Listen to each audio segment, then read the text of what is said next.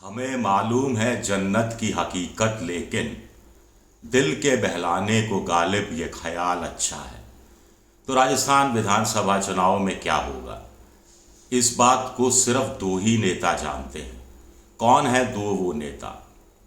राजस्थान विधानसभा चुनाव में सत्ता की चाबी दो ही नेताओं के पास है। कौन है वो दो नेता? नमस्कार, मैं हूं आपका दोस्त विजय विद्रोही। आप मुझसे जुड़ चुके हैं, इसके लिए आप सबका तहे दिल से शुक्रिया। अगले 8-10 मिनट में आपसे जुड़े रहने की कोशिश करूंगा। तो एक सर्वे आया है, उसको लेकर व्यापक चर्चा हो रही है। सर्वे से कांग्रेस भी खुश है, बीजेपी भी खुश है। मजे की बात है, और दोनों थोड़े घबराए हुए भी हैं। खासतौर से बीजेपी कुछ ज्यादा घबराई हुई है, जबकि बीजेपी को ज्यादा आश्वस्त होना चाहिए था। तो ये मसला क्या है, ये माजरा क्या है? सर्वे क्या बताता है? सर्वे बताता है कि बीजेपी को 95 से लेकर 105 सीटें मिल सकती हैं, कांग्रेस को 91 से लेकर 101 सीटें मिल सकती हैं। यानी अगर बीजेपी को 95 सीटें मिली और कांग्रेस को 101 सीटें मिली तो कांग्रेस की सरकार बन जाएगी। अगर बीजेपी को 105 सीटें मिली और कांग्रेस को 91 सीटें मिली तो बीजेपी की सरकार बन जाएगी। लेकिन मामला इतना आसान नहीं है, यहाँ उलझन भी है और सुलझन भी है। उलझन इस रूप में है कि जो एरर ऑफ मार्जिन है वो 3% का है, प्लस माइनस 3% का। तो इस हिसाब से देखिए, तस्वीर बड़ी दिलचस्प बैठती है। बीजेपी को 100 सीटें मिल रही हैं औसत, 95 से 105 का औसत 100। इसमें अगर -3% कर दें, यानी मार्जिन उनके खिलाफ जाता है, तो बीजेपी की सीटें घटकर रह जाती हैं 97 पर। कांग्रेस को 96 सीटें मिल रही हैं। इसमें +3 का मार्जिन जोड़ दिया जाए तो कांग्रेस के हिस्से में 98-99 सीटें मिल जाती हैं। तो 99 के फेर में आकर सारा चुनाव फंस जाता है। क्या दिलचस्प स्थिति है। अब उल्टा देखिए, बीजेपी के पक्ष में अगर +3% मार्जिन जाता है तो बीजेपी की सीटें 100 से बढ़कर होती हैं 103। कांग्रेस के खिलाफ -3% जाता है तो कांग्रेस 96 से घटकर आती है 93%। आप कहेंगे बीजेपी के लिए तो एक खुशी की बात है, चैप्टर क्लोज। लेकिन चैप्टर यहां से नए सिरे से खुलता है, क्योंकि जो वोट डिफरेंस है वो 0.60 ही बताया जा रहा है। 43.80% बीजेपी का है, 43.20% कांग्रेस का है। आप कहेंगे तो क्या हो गया, 2018 से तो ठीक ही है। 2018 में तो 0.54% का डिफरेंस था कांग्रेस के पक्ष में, और 1.89 लाख वोट कांग्रेस को बीजेपी से ज्यादा मिला था। कांग्रेस को तब 39.82% वोट मिला था, बीजेपी को 39.28% वोट मिला था। लेकिन सीटों का अंतर देखिए।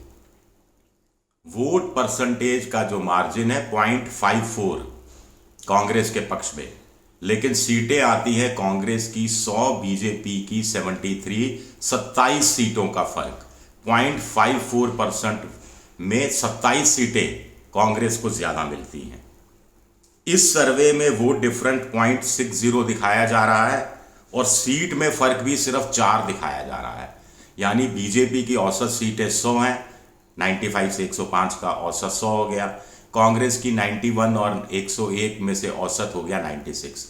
तो ऐसे कैसे संभव है? सबसे बड़ी बात है, कुछ लोगों के दिमाग में ये बार बार सवाल मथ रहा है कि वोट परसेंटेज भी कम हो और सीटों का अंतराल भी, सीटों में फर्क भी कम हो। ये दोनों चीजें एक साथ कैसे चल सकती हैं? क्योंकि ऐसा पिछले 25-30 साल में कभी नहीं हुआ। ऐसा 25-30 साल में अगर पहली बार हुआ तो पहली बार होगा। अब आप सवाल उठाएंगे तो बीजेपी के खिलाफ 2018 में 0.54% का नेगेटिव स्विंग था, तो इसका मतलब क्या एंटी इनकम्बेंसी नहीं थी?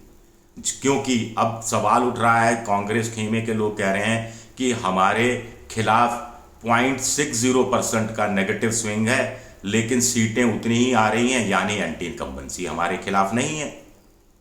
अब ये दिलचस्प है। अब ये देखिए, 2013 में बीजेपी को 46% वोट मिला था, 163 सीटें मिली थी। 2018 में 39.28% वोट मिलता है, यानी 6.5% वोट कम हो जाता है, और सीटें 73 मिलती हैं, यानी सीटें आधी से भी कम, 90 सीटें कम हो जाती हैं। तो एंटी इनकम्बेंसी बीजेपी के खिलाफ थी, जो काम कर गई। वोट परसेंटेज 6.5% घट गया और सीटें 90 घट गई। उधर कांग्रेस के प्रति प्रो कम्बेंसी रही, या कांग्रेस के पक्ष में एंटी इनकम्बेंसी नहीं रही, माफ कीजिएगा, 2013 में तो कांग्रेस विपक्ष में थी, तो एंटी इनकम्बेंसी की बात ही नहीं करनी चाहिए थी। बीजेपी की इस एंटी इनकम्बेंसी का फायदा कांग्रेस को किस रूप में हुआ कि वोट परसेंटेज 33.7 से बढ़कर 39.82 और सीटें 21 से बढ़कर 100, यानी 5 गुना सीटें बढ़ जाती हैं। इस हिसाब से देखा जाए तो 2023 में अशोक गहलोत के खिलाफ कोई एंटी इनकम्बेंसी दिखती नहीं है। वोट परसेंटेज के हिसाब से एंटी इनकम्बेंसी नहीं दिखती, उल्टी प्रो कम्बेंसी दिखती है। एंटी इनकम्बेंसी यानी हिंदी में कहा जाए सत्ता विरोधी रुझान। तो क्या अशोक गहलोत के खिलाफ कोई सत्ता विरोधी रुझान है ही नहीं, क्योंकि उनका वोट तो 39.82% से बढ़कर 43.20% हो रहा है, जैसा सर्वे बता रहा है, और सीटें 100 की जगह 101 आ रही हैं अगर हम अपर मार्जिन लिया जाए, और 101 में अगर +3% जोड़ दिया जाए, पॉजिटिव स्विंग, जो एरर ऑफ मार्जिन का पॉजिटिव पार्ट जोड़ दिया जाए, तो सर्वे के हिसाब से तो 104 सीटें आ रही। तो काहे की एंटी इनकम्बेंसी अशोक गहलोत के खिलाफ रही? क्या ऐसा है? लेकिन ऐसा तो कांग्रेस के लोग भी नहीं मान रहे। कांग्रेस का इंटरनल सर्वे 80 सीटें दे रहा है। कांग्रेस का इंटरनल सर्वे बता रहा है कि 7-8 मंत्री चुनाव हार रहे हैं।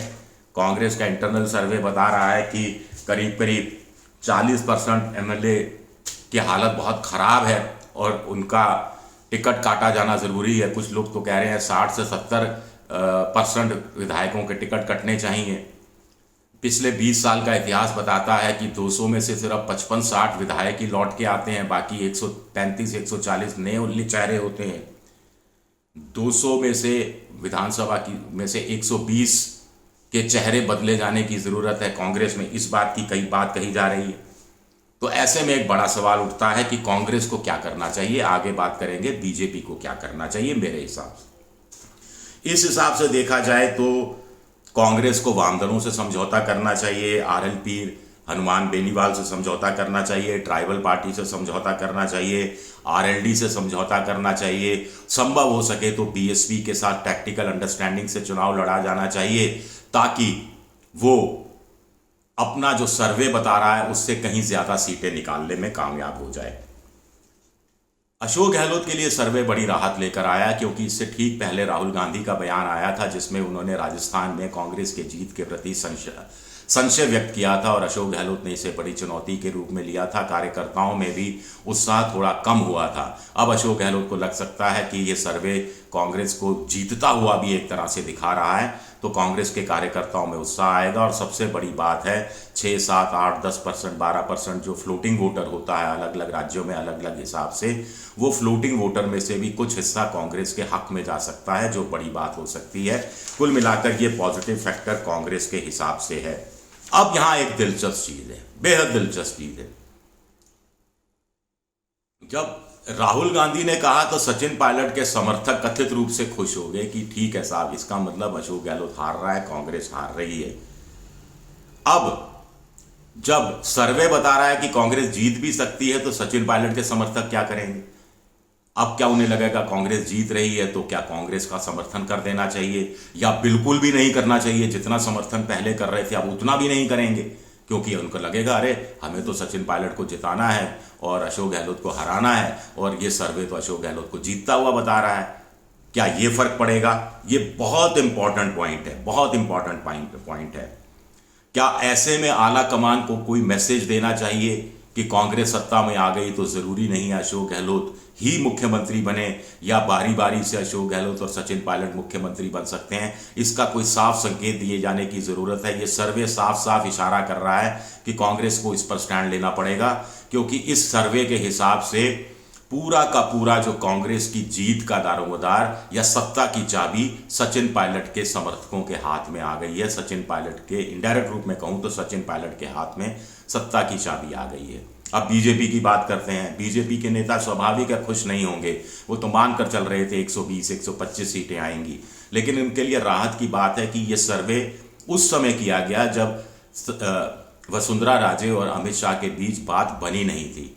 सर्वे के बाद बात बनी है और ऐसे में पॉजिटिव स्विंग बीजेपी की तरफ हो सकता है, ऐसा बीजेपी के नेता अनुमान लगा सकते हैं। और अनुमान लगाने की एक वजह भी है कि वसुंधरा अगर पूरी तरह से साथ आ जाती हैं तो ये 95 से 105, ये 105 से 115 भी आंकड़ा हो सकता है इसमें। लेकिन एक पक्ष ये कह रहा है कि आला कमान को ये भी लगेगा कि वसुंधरा ने तो अभी थोड़े से तेवर ही दिखाए थे, वसुंधरा ने तो सिर्फ ट्रेलर ही दिखाया था। और देखिए बीजेपी 95 से 105 यानी 100 पर अटक गई, 99 के फेर में अटक गई। अगर वसुंधरा और नाराज हो जाती है, असल में तेवर दिखाती हैं, असल में बगावती तेवर दिखाती हैं, बगावत पर उतर आती हैं, तो ये 95 से 105, ये 85 से 95 या 75 से 85 के बीच में भी झूल सकता है। इसलिए ज़रूरी है कि वसुंधरा को और ज़्यादा नाराज़ नहीं किया जाए, थोड़ा खुश रखने की कोशिश की जाए। तो जैसा मैंने पहले कहा था कि कांग्रेस का पूरा खेमा या कांग्रेस का चुनाव सचिन पायलट पर सिमट गया है, इसी तरह बीजेपी का इस हिसाब से देखा जाए, इस सर्वे के हिसाब से निचोड़ लगाया जाए तो पूरा चुनाव वसुंधरा राजे के आसपास आकर केंद्रित हो गया है, सिमट गया है। अंत में चलते चलते मैंने शुरू में कहा था 2 ही व्यक्ति जानते हैं कि राजस्थान में विधानसभा चुनाव कौन जीतेगा। मेरे हिसाब से 2 ही व्यक्ति हैं, जिसमें से एक का नाम अशोक गहलोत है और दूसरा का नाम अमित शाह है। गालिब के शेर से शुरू की थी तो गालिब के शेर से ही समाप्त करते हैं, क्योंकि सर्वे ने दोनों को खुश कर दिया है। उनको देखे ही आ जाती है रुख पे रौनक, सर्वे को देखकर आ जाती है रुख पे रौनक, वो समझते हैं कि गालिब का ख्याल अच्छा है। शुक्रिया आप सबका, बहुत बहुत शुक्रिया।